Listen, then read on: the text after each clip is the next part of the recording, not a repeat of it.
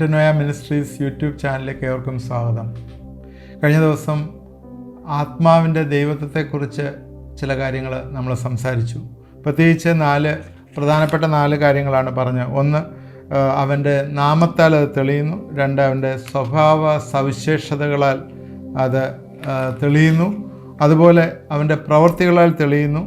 4, തൃത്വത്തിലെ മറ്റ് ആളത്വങ്ങളോട് തുല്യമായി ചേർത്ത് പറഞ്ഞിരിക്കുന്നു. ഈ 4 കാര്യങ്ങളെക്കുറിച്ച് നമ്മൾ ചിന്തിച്ചു. അതിൽ തന്നെ അവൻ്റെ പ്രവൃത്തികളാൽ തെളിയുന്നു എന്നുള്ളത് നമ്മൾ ഡീറ്റെയിലായിട്ട് ഡിസ്കസ് ചെയ്യുകയും ചെയ്തിരുന്നു. ഇന്ന് നമ്മൾ ആത്മാവിൻ്റെ പ്രവർത്തനങ്ങളെക്കുറിച്ചാണ് കൂട്ടായിട്ട് ചിന്തിക്കുന്നത്. ആത്മാവിൻ്റെ പ്രവർത്തനങ്ങൾ എന്ന് പറയുമ്പോഴത്തേക്ക് ഈ ലോകത്തിലും ജനറലായിട്ട് അതുപോലെ മനുഷ്യർക്കുമുള്ള ആത്മാവിൻ്റെ പ്രവർത്തനങ്ങളെക്കുറിച്ചാണ് ഇന്ന് ചിന്തിക്കുന്നത്. അത് നമ്മൾ നേരത്തെ പറഞ്ഞു അവൻ്റെ പ്രവൃത്തി എന്നുള്ളത്.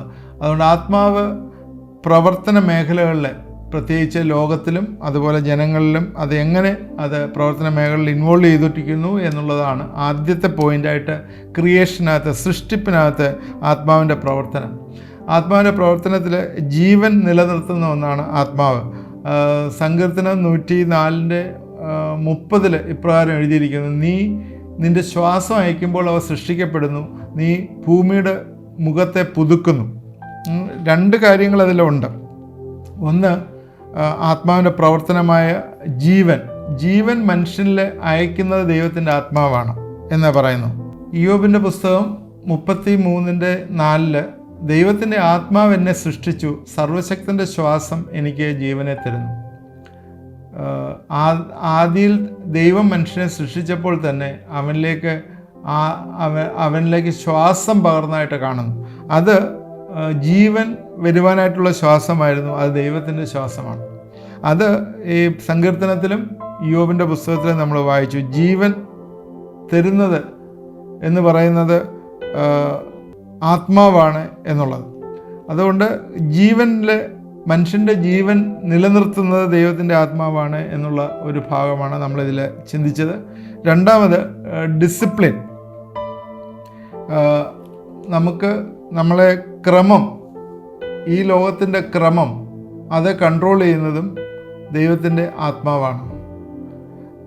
യെശയ്യാവിൻ്റെ പുസ്തകം 40:13 യഹോവയുടെ മനസ്സ് ആരാഞ്ഞറിയോ, അവന് മന്ത്രിയായി അവനെ ഗ്രഹിപ്പിക്കുകയോ ചെയ്തവനാർ. Who has directed the spirit of Lord, or being his counselor hath taught him. ആത്മാവ്, യഹോവയുടെ മനസ്സ് അറിയുന്ന ആത്മാവ്. അതിനകത്ത് തന്നെ അതിനകത്ത് മുമ്പിലുള്ള വാക്യത്തിൽ ലോകത്തെ മുഴുവൻ കൺട്രോൾ ചെയ്യുന്ന ഒരു ദൈവം എന്ന് വെച്ചാൽ അത്രയ്ക്ക് അവൻ്റെ ദൈവത്തിൻ്റെ ആ മഹാശക്തിയെക്കുറിച്ച് അതിനകത്ത് എഴുതിയിരിക്കുകയാണ്. തൻ്റെ ഉള്ളം കൈ കൊണ്ട് വെള്ളം അളക്കുകയും ചാണുകൊണ്ട് ആകാശത്തിൻ്റെ പരിമാണമെടുക്കുകയും ഭൂമിയുടെ പൊടി നാഴിയിൽ കൊള്ളിക്കുകയും പർവ്വതങ്ങൾ വെള്ളിക്കോൽ കൊണ്ടും കുന്നുകൾ തുലാസിലും തൂക്കുകയും ചെയ്യുന്നവനാണ്. പ്രവാചകൻ്റെ സൗണ്ടിൽ, അവൻ്റെ ചിന്തയിൽ അവൻ പറയുന്ന ദൈവത്തെ ഉപമിച്ചിരിക്കുന്ന ഒരു ഭാഗം കൂടിയാണിത്. ലോകത്തെ മുഴുവൻ ക്രമത്തിൽ നടത്തുന്ന ദൈവം അത്രയ്ക്ക് സർവശക്തനായിട്ടുള്ളൊരു ദൈവമാണ്. അത് ഈ പ്രവാചകന്മാരുടെ പുസ്തകത്തിലും അതുപോലെ സങ്കീർത്തനത്തിലും ഇയ്യോബ് 26:13 അത് പറയുന്നുണ്ട്. അവൻ്റെ ശ്വാസത്താൽ ആകാശം ശോഭിച്ചിരിക്കുന്നു, അവൻ്റെ കൈ വിദ്രുത സർപ്പത്തെ കുത്തിത്തുളച്ചിരിക്കുന്നു എന്നുള്ള വാക്യം ഡിസിപ്ലിൻ, ക്രമമായിട്ട് ലോകത്തെ നടത്തുന്നു എന്നുള്ളത്. അതുപോലെ തന്നെ ഇപ്പം ഈ വായിച്ച വാക്യങ്ങളിലുള്ളതാണ് മേക്ക് ബ്യൂട്ടിഫുൾ, ഡെക്കറേറ്റീവ് ആക്കുന്നു ദൈവം ക്രിയേഷനകത്ത് തന്നെ. ഇപ്പം വായിച്ചാണ് അവൻ്റെ ശ്വാസത്താൽ ആകാശം ശോഭിച്ചിരിക്കുന്നു. By his spirit he has garnished the heaven, ആകാശത്തെ ശോഭിപ്പിച്ചിരിക്കുന്നു എന്നുള്ള വാക്യം.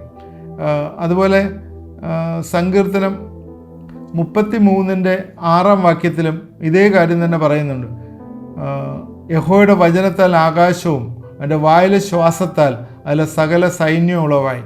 The word of Lord were heavens made, and all the host of them by the breath of his mouth.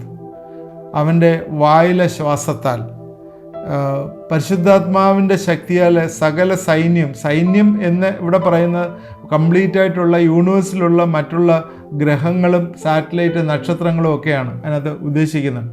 അതുകൊണ്ട് ദൈവം ഏറ്റവും ബ്യൂട്ടിഫുള്ളായിട്ട് ലോകത്തെ സൃഷ്ടിച്ചും അതുപോലെ പരിശുദ്ധാത്മാവിനെ കൺട്രോൾ ചെയ്തും ഇരിക്കുന്നു എന്നുള്ളത്. ഇയ്യോബ് 26:13 നമ്മൾ വായിച്ചതാണ്. ഇതേ കാര്യം തന്നെ നമ്മൾ വായിച്ചതാണ്. അതുപോലെ ലോകത്തെ മുഴുവനായിട്ടും പരിശുദ്ധാത്മാവ് ഹോൾഡ് ചെയ്ത് പ്രൊട്ടക്റ്റ് ചെയ്യുന്നുവെന്ന് സങ്കീർത്തനം 104:30 നമുക്ക് കാണാം.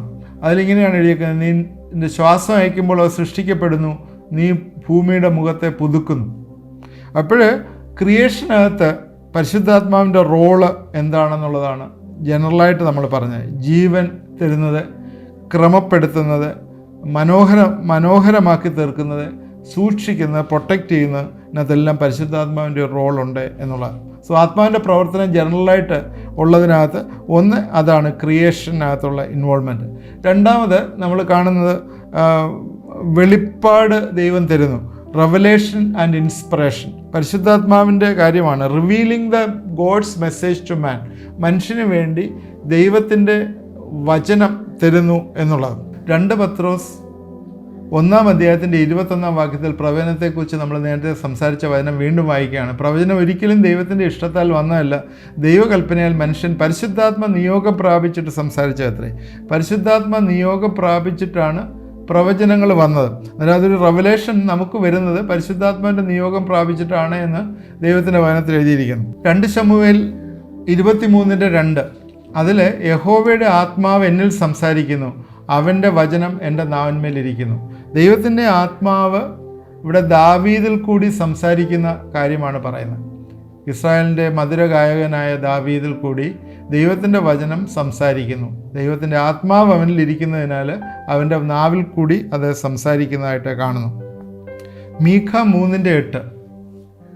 3:8 എങ്കിലും ഞാൻ യാക്കോബിനോട് അവൻ്റെ അതിക്രമവും ഇസ്രായേലിനോട് അവൻ്റെ പാപവും പ്രസ്താവിക്കേണ്ടതിന് യഹോവയുടെ ആത്മാവിനാൽ ശക്തിയും ന്യായവും വീര്യവും കൊണ്ട് നിറഞ്ഞിരിക്കുന്നു. I am full of power by the Spirit of the Lord, and of judgment, and of might, and to declare unto Jacob his transgression, and Israel his sin. ഇവിടെ കാണുന്നത് ഇസ്രായേലിൻ്റെ പാപവും പ്രസ്താവിക്കേണ്ടതിന്, അവൻ്റെ അതിക്രമവും പ്രസ്താവിക്കേണ്ടതിന് യഹോവയുടെ ആത്മാവിനാൽ ശക്തിയും ന്യായവും വീര്യവും കൊണ്ട് നിറഞ്ഞിരിക്കുന്നു. യഹോവയുടെ ആത്മാവിൻ്റെ പ്രവർത്തനമാണ്. ആത്മാവിൻ്റെ പ്രവർത്തനത്താൽ ശക്തിയും ന്യായവും വീര്യവും കൊണ്ട് നിറഞ്ഞിരിക്കുന്നു.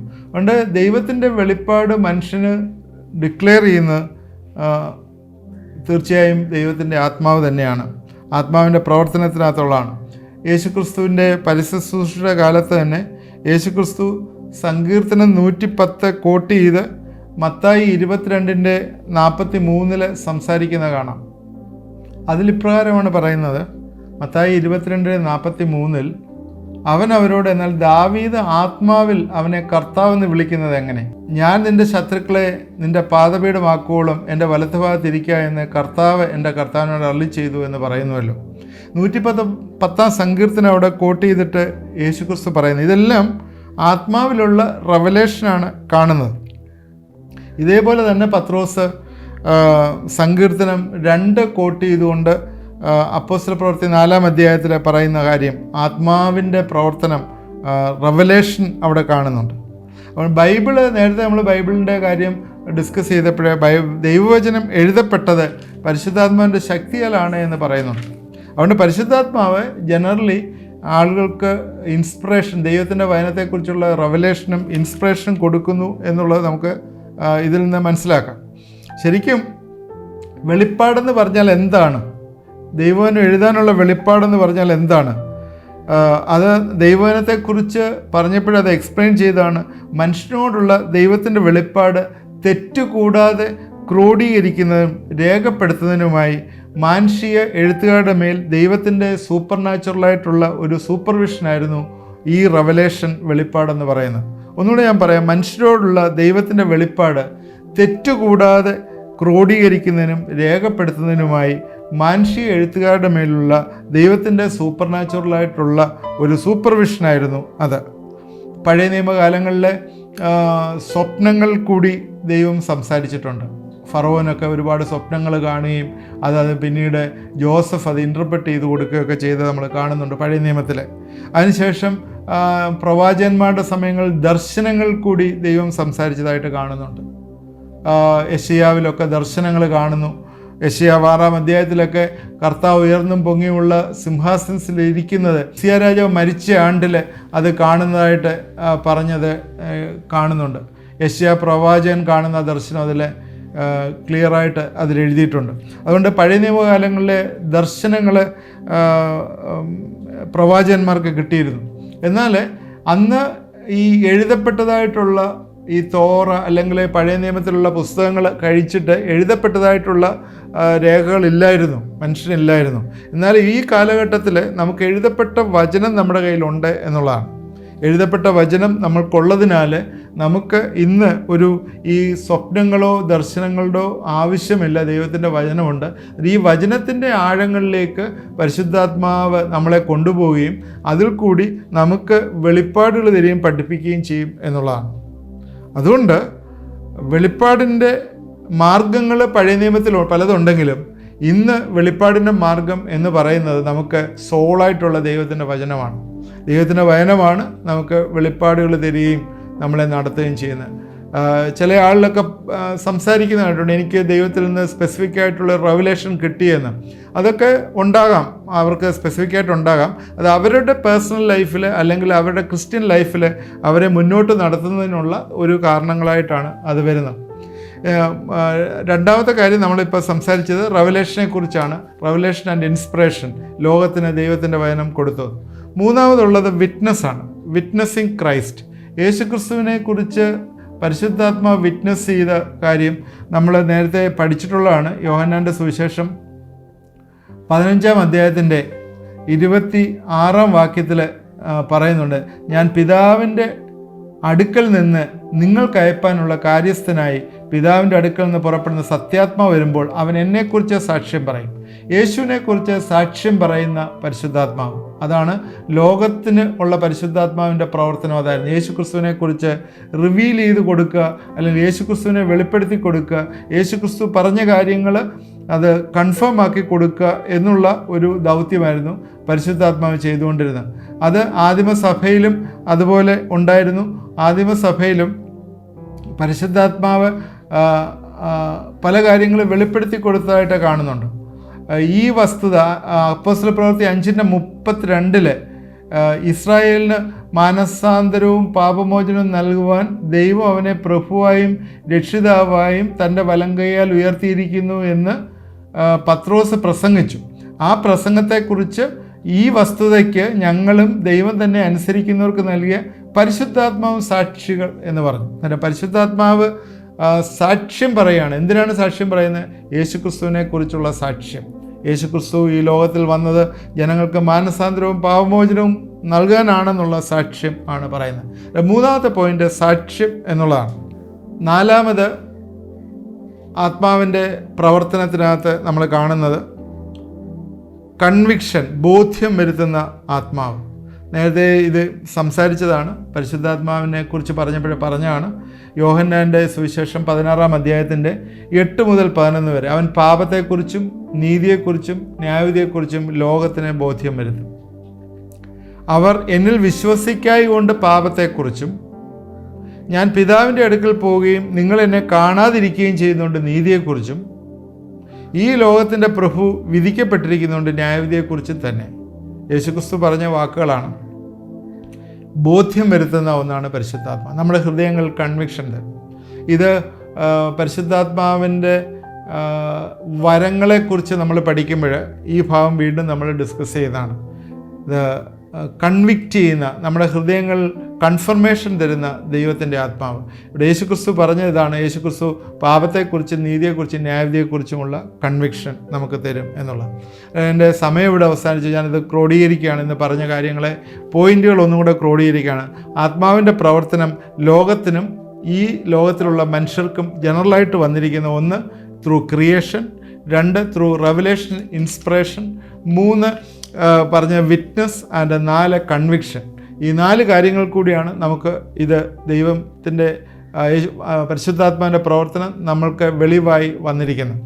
അപ്പോൾ ഇതെന്തിനാണ് ഇത് പറഞ്ഞതെന്ന് ചോദിച്ചാൽ, ഇന്നും ഇത് നമ്മുടെ ജീവിതങ്ങൾ ഇത് ക്രിയേറ്റ് ചെയ്യും, നമ്മളെ ബലപ്പെടുത്തും. കാരണം നമ്മുടെ ഓരോ പേഴ്സണൽ ലൈഫിലും നമ്മളെ കൺവിക്റ്റ് ചെയ്യുന്നതും നമ്മളെ പരിശുദ്ധാത്മാവ് വിറ്റ്നസ് ചെയ്യുന്നതും അതുപോലെ പരിശുദ്ധാത്മാവിൻ്റെ ദൈവവചനത്തിലുള്ള റിവീലിങ്ങും അതുപോലെ നമ്മുടെ ജീവിതങ്ങളിലൊക്കെ ഉള്ള പ്രയാണങ്ങളിൽ ദൈവം നമ്മളെ ക്രിയേറ്റ് ചെയ്ത് നിയന്ത്രിക്കുകയും ഡെക്കറേറ്റ് ചെയ്യുകയും ചെയ്യുന്നൊരു ദൈവമാണ് എന്നുള്ളൊരു തോന്നലും ഒക്കെ നമുക്ക് ആ ഒരു തീരുമാനങ്ങൾ എടുക്കുവാനായിട്ടും അതുപോലെ മുമ്പോട്ടുള്ള ജീവിതയാത്രയിൽ ഇത് പ്രൊസീഡ് ചെയ്തു പോകാനായിട്ടും നമ്മളെ സഹായിക്കും.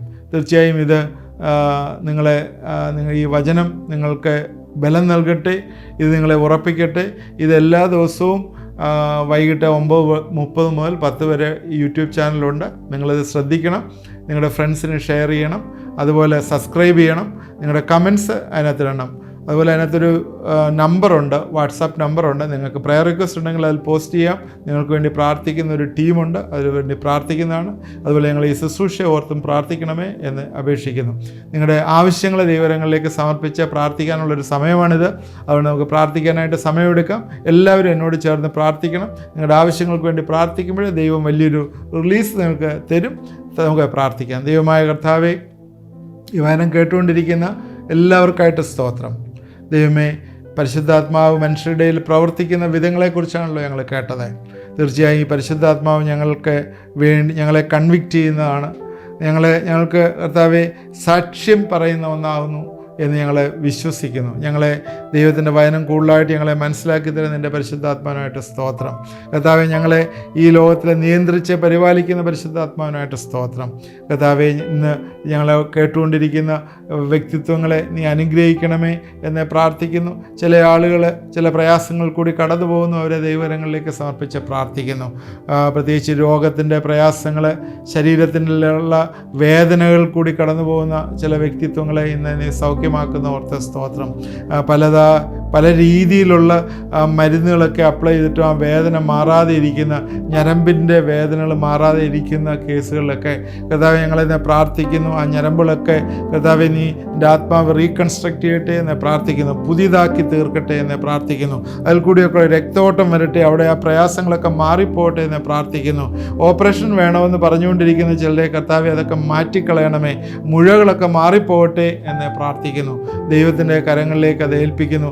വേദനകളെ, പ്രയാസങ്ങളെ, ശരീരത്തിലുള്ള എല്ലാം ഈ രാത്രിയിൽ മാറിപ്പോട്ടെ എന്ന് പ്രാർത്ഥിക്കുന്നു. വിശ്വാസത്തോടെ പ്രാർത്ഥിച്ചവർക്ക് അത് കർത്താവെ നീ കൊടുക്കുന്ന ഓർത്ത് സ്തോത്രം. അത് ഏറ്റെടുത്ത് അവരെ കർത്താവെ ദൈവസന്നിധിയിൽ സമർപ്പിച്ച് മുമ്പോട്ട് പോകാനായിട്ട് ഈ ദിവസങ്ങൾ ഇടവരുത്തണമേ, സഹായിക്കണമേ. ഈ കേട്ടവരെല്ലാം അനുഗ്രഹിക്കണം. യേശുക്രിസ്തുവിൻ്റെ നാമത്തിൽ പ്രാർത്ഥിക്കുന്നു, കേൾക്കുമാറാകണമേ. ആമേൻ. ദൈവം നമ്മളെ എല്ലാവരെയും അനുഗ്രഹിക്കട്ടെ. തുടർന്നും നാളെയും ഇത് കേൾക്കണം. ദൈവം നമ്മളെല്ലാം അനുഗ്രഹിക്കും.